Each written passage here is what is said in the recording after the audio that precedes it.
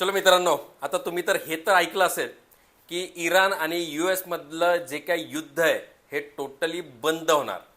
पण हे बंद होण्याच्या अगोदर 14 काही नियम अटी या दोघांनी एकमेकांवर लावलेल्या आहे. ते मी पहिल्यांदा समजून सांगायला खूप इंटरेस्टिंग आहे. म्हणजे बघा कोण कसं होतं ह्याच्यातनं आपल्याला क्लिअर समजेल.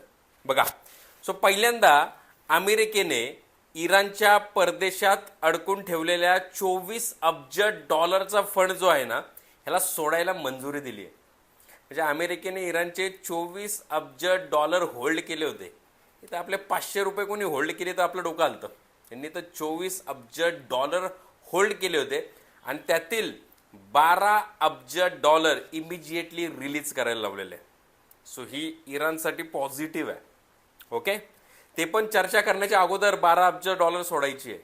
त्यानंतर इराणच्या विकासासाठी अमेरिका आणि मित्र राष्ट्र जे आहेत हे 300 अब्ज डॉलर इराणला देणार.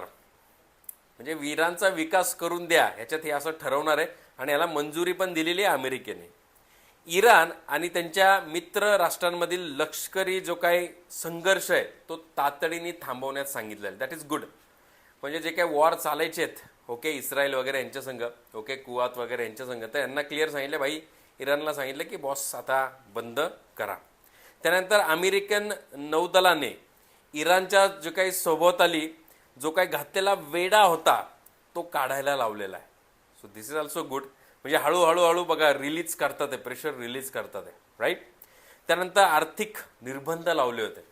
बघा ना यार, आपल्याला पण घरच्यांनी आर्थिक निर्बंध लावले तरी आपण प्रॉब्लेममध्ये जातो. जे अमेरिकेने इराणवर लावले होते, कोणासंग व्यवहार करायचा नाही, करार करायचा नाही. सो जर बघितलं तर हे पण करार जो आहे तो काढायला लावला आहे, राईट.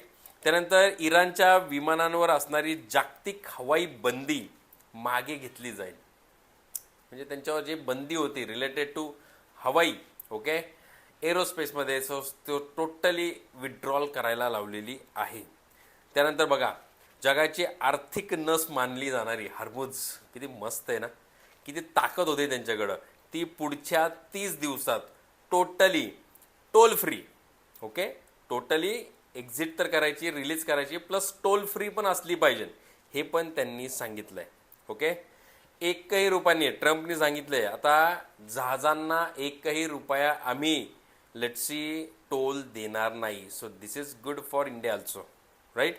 त्यानंतर सर्वात महत्त्वाचं, हे इराणसाठी महत्त्वाचं आहे, इराण भविष्यात कोणत्याही प्रकारचे न्यूक्लिअर वेपन बनवणार नाही. बघा ह्याच्यामुळंच हे युद्ध स्टार्ट झालं होतं, किंवा ओल्ड ह्यांचे जे काही क्रायसिस होते किंवा भांडणं होते हे सगळं ह्यांच्यामुळं होतं. सो ह्याच्यात क्लिअर सांगितलं की न्यूक्लिअर वेपन तयार केले जाणार नाही. मी त्याचं ॲग्रीमेंटच वाचतोय. हां. त्यानंतर एक इराणला असंही सांगितलंय की युरेनियमचा जो काही साठा आहे, ओके, हा ठराविक काळासाठी मर्यादेसाठीच ठेवावा. सारखेच साठवत गेले तर जगाला प्रॉब्लेम आहे. So this is good for us, even for world also, कारण की चांगलं आहे बाबा. न्यूक्लिअर प्रोग्रॅमवर लक्ष ठेवण्यासाठी IAEA ला इराणमध्ये केव्हाही तपासणी म्हणजे ऑडिट करण्याची परमिशन दिलेली आहे. म्हणजे IAEA कधीही इराणमध्ये जाईल आणि नक्की काय बनवतात काय नाही, काय गडबड तर नाही ना, हे सगळं चेक करणार आहे. ओके, हे जे काही न्यूक्लिअर प्रोग्राम आहे ना, याच्यासाठी दोघांमध्ये 60 दिवसांची चर्चा पण होणार आहे. बघा, म्हणजे हे अजून लेट्स से पुढे जाऊन 60 डेजमध्ये हे डिस्कशन करतील कसं करायचं, काय करायचं. क्लिअर. त्यानंतर सर्वात महत्त्वाचं जे की चांगलं आहे, अमेरिका आणि इराण ह्यांचं पण पब्लिक तिकडे आहे, त्यांचं पब्लिक इकडे आहे, त्यांना सुखरूपपणे परत एकदा मायदेशीत येण्यासाठी परवानगी द्यावी. That is good. Okay, human being.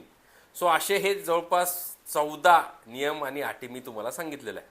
Okay, जर ह्या नियम आणि अटी जर फॉलो झाल्या तर हे टोटली लेट्स से आपण म्हणता युद्ध टोटली थांबेन, ॲग्रीमेंट होईल, फायनल ॲग्रीमेंट होईल, सगळ्यांच्या साया होईल, G7चा ग्रुप येईल आणि आपण रिलीज होऊ आणि आपलं मार्केट हळूहळू डायरेक्शन द्यायला सुरुवात करेल.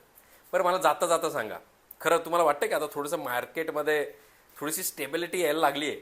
आता आधी कसं करत होतं, रात्रीतनं पॉझिटिव्ह, सकाळतनं रात्रीतनं पॉझिटिव्ह, निगेटिव्ह काही चाललं होतं, पण आता थोडीशी स्टेबल, थोडासा श्वास घेते असं वाटतंय का कमेंट बॉक्समध्ये नक्की सांगा. काही प्रश्न असेल तेही टाका. थँक्यू.